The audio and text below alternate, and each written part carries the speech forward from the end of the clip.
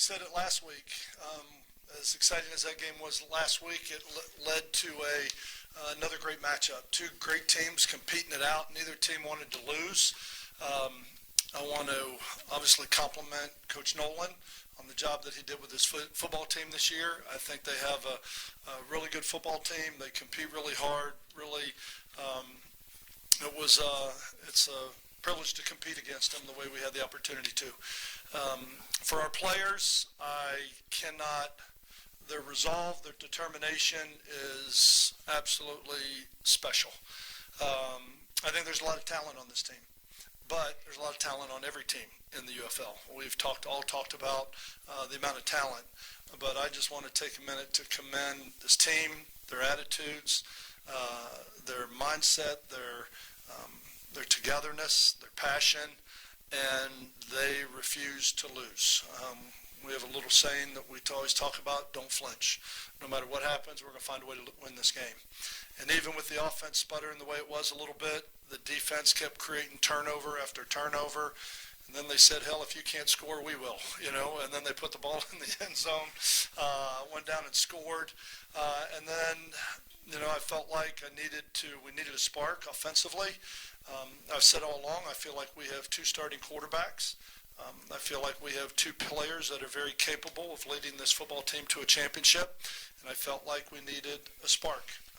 I think Matt is a very talented individual, but more than anything, I think today is an unbelievable lesson in resolve, not in 4 quarters of resolve, but in 2 months of resolve, as he has had to stand on the sideline.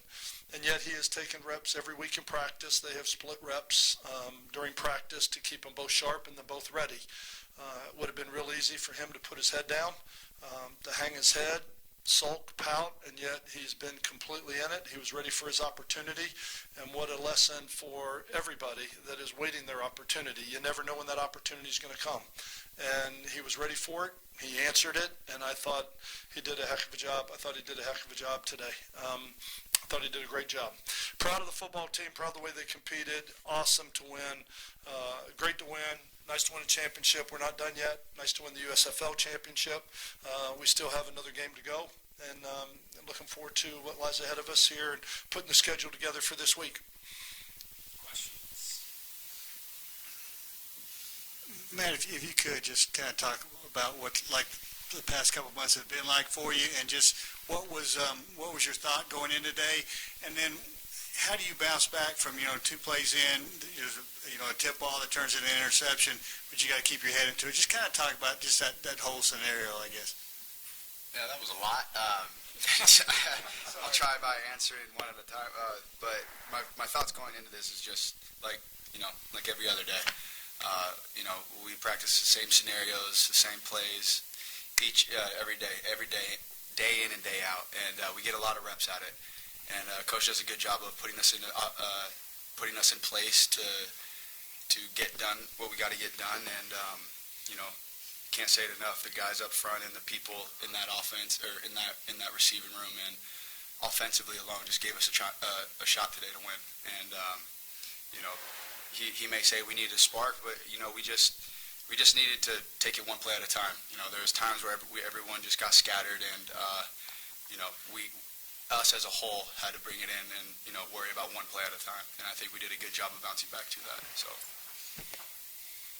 I know that a day after a game, a lot of times you just sort of want to recover, but with the game played tomorrow night, the USFL Conference Championship, do you guys have plans to get together and watch it and do a little early scouting on them? Like Matt was just saying, we're just going to take it a day at a time right now. We just want to just celebrate this win. It's a 24-hour rule, and after 24 hours, it's on to the next week. So whatever we got to do to go 1-0 next week, that's what we're going to do. I said we didn't even know we were going to be playing next week till about 30 minutes ago. So, hey, Ike, will you talk about the defenses? Coach mentioned a couple of times the defenses were resolved today. Will you talk about the mindset of giving up? They gave up an initial touchdown and then 5 straight field goals, keeping the team. That really kept the team in a position to win this game. If you guys give up any touchdowns in that run, it's going to make it real difficult. Talk about that mindset and that resolve. And then is there any communication with the offensive side of the ball to kind of shake Matt up and get the things going together? We're all a team, so it's like we all got to get behind each other. You know what I'm saying? When the offense is on the field, you know the defense on the sideline rooting them on, and when the defense on the field, the offense on the sideline rooting them on. Just the mindset we have is, you know, just like Coach said, win the intangibles. Everything we had to do, defense had to make a stop, and we ended up having 3 turnovers in the second half, and offense ended up getting a spark, and you see how the game ended up. So everybody was just kind of like correlating off each other. So I was just thankful that everybody was able to, you know, put our minds together and had that mindset that we wanted to go one another day, and we got it done. And I will say this, the defense did do a good job of bringing us and letting us know, you know, they got our backs. You know, when we had a consecutive, I think, 3 and outs of just not being able to get any scores, you know, they definitely put us in position, and they made plays to get us in position to be successful and get some points on the board and do what we got to do offensively. So defense, for sure. There were 3 turnovers. They saved us, man. There were 3 turnovers in the third quarter. We threw the post, then we had the fumble, and then we had the tip ball that was intercepted, all 3 in the third quarter to come out. And we said at halftime, as bad as it was, as ugly as it was, it's 18-12. We're in a 6-point game. You know what I mean? Let's not flinch here. We're in a 6-point game, as bad as it was. And believe me, the penalties and some of the things are frustrating to watch, you know, but then we went out and said, if we can go put the ball in the end zone, we're in a tie game. And then we turned the ball over 3 consecutive series. And all the defense kept saying, and this is why I talk about the resolve and the togetherness of this team, we got you.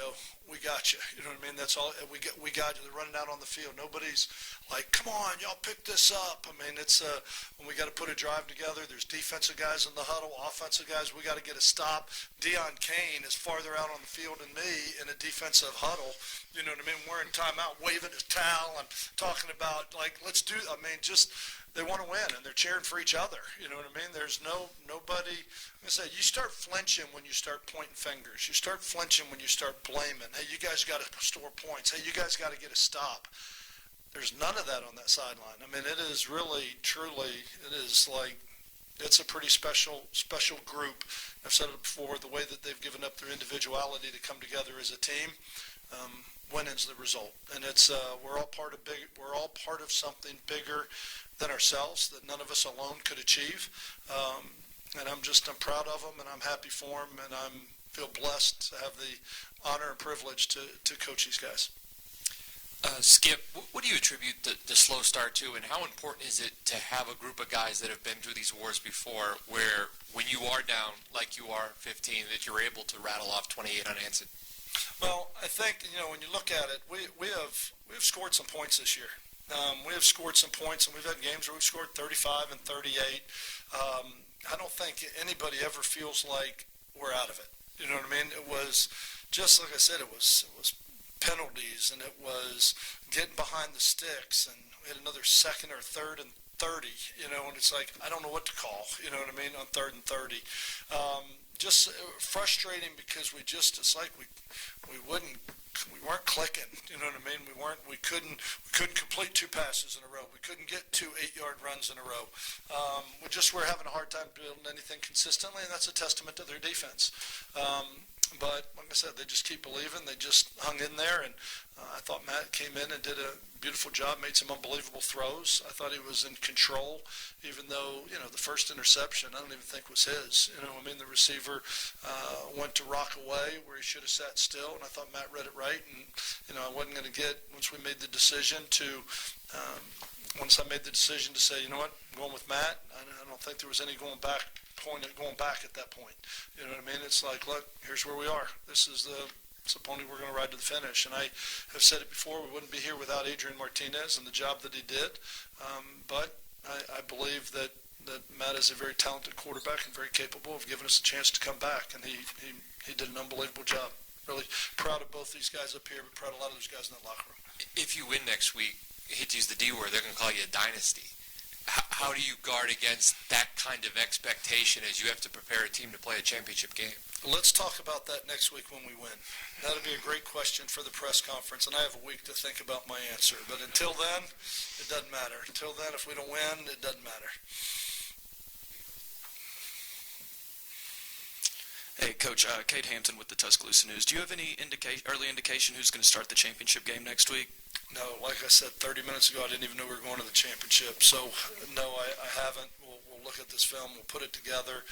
The one thing we don't have, and I'll say this, I mean, I thought C.J. Marable had a great game tonight. You know what? And Ricky Person started. And Ricky was out last week, and he started the week before that. We have two running backs, too. You know, I mean, and they both play. And we have two very capable quarterbacks, and we'll make the decision with the guy that we feel gives us the best chance to win the football game. And I don't know, we'll make that decision later. I want to watch the film. I need to start watching St. Louis again, see how they've changed and what the game plan is going to look like before I make any decision. Graham Gwaltney with UFL Update. Ike, in the first half, y'all let up 18 points. In the second half, you outscored the Panthers' offense 6-0. What was the shift mentality-wise, and what was the shift, like anything specific, in the secondary specifically, you know, because you're a cornerback, and how did y'all react and respond?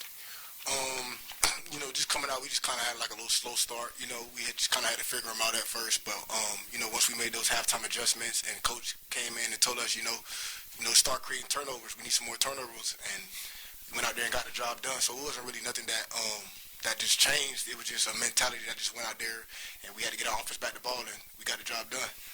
If I would have known that was all it would have taken, I would have said that in the pregame speech. Coach, the defense the last few weeks trying to just regain some confidence with moving pieces where you lose John Chavis, and it felt like the last couple of weeks the defense, the confidence wasn't there, the chemistry wasn't there. For Corey Chamberlain's defense to come out today and hold them to 2 for 12 on third down, hold them to all those field goals, and then shut them out in the second half, how impressed were you with what Chamberlain was able to do with the defense today? Yeah, and last week in the second half we gave up 3 points. So when you look at the second half last week, they gave up 3 points. In the second half this week, they gave up nothing.